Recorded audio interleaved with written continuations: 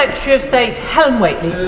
Thank you, Madam Deputy Speaker, and I thank the Secretary of State for advance sight of her statement. The Conservatives are the party of work and aspiration. In the decade after we took over from Labour, we drove down unemployment. The Shadow Secretary of State. In the decade after we took over from Labour, we drove down unemployment and economic inactivity year after year, including youth unemployment, down by 400,000 after the mess we inherited from the last Labour government. During the pandemic, we took unprecedented action to protect jobs and livelihoods. But since the pandemic, we've faced a new and difficult challenge in this country: rising economic inactivity, particularly among young people. In government, we were tackling this. I know that because as Health Minister, I was working on it. Our Work Well pilots, I'm delighted that the Right Honourable Lady and the Health Secretary visited one of our Work Well pilots just the other day.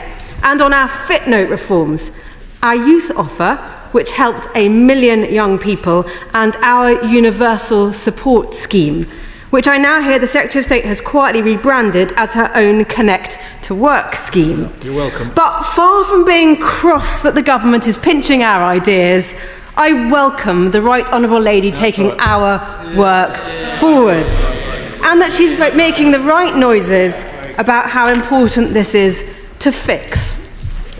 Economic inactivity is a big problem for our economy and for each and every individual who risks being written off to a life on benefits.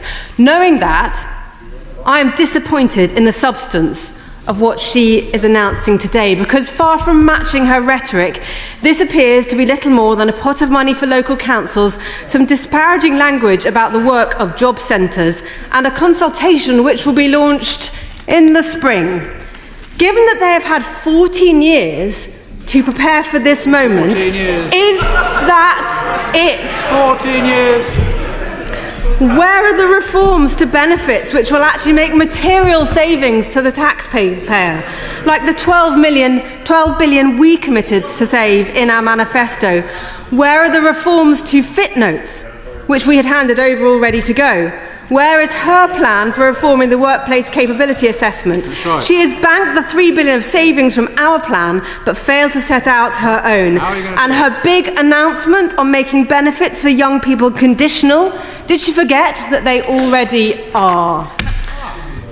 The fact is, the Secretary of State has dodged the tough decisions.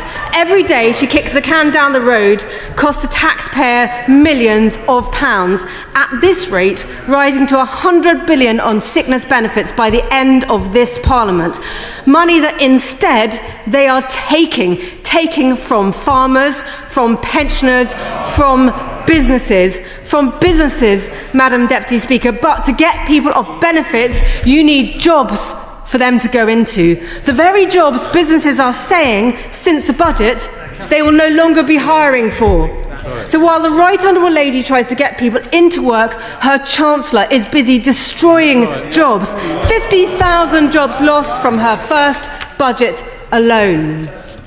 I put it to the Right Honourable Lady that if she wants to get more 18-year-olds into work, she should have a word with her Chancellor, who has made it so that from April it will cost £5,000 more for a business to employ them. And her Business Secretary, whose employment rights bill will, according to their own impact assessment, make it less likely for employers to take on young people.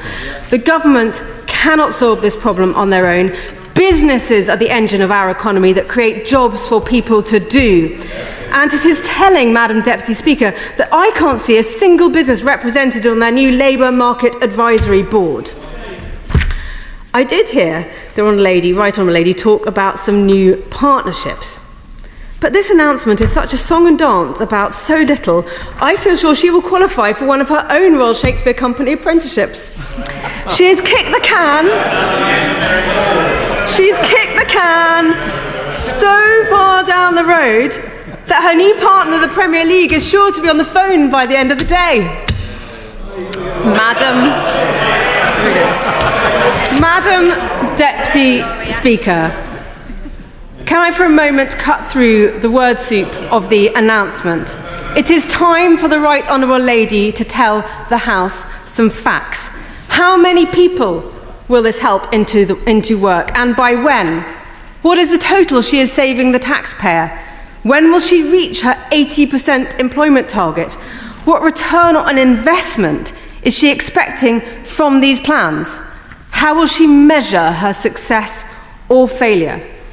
Because this is so far from the bold grasping of the nettle that she is making it out to be, and that this country needs for our economy, for taxpayers, and for the millions of people missing out on the purpose and freedom that work brings. This is simply not good enough.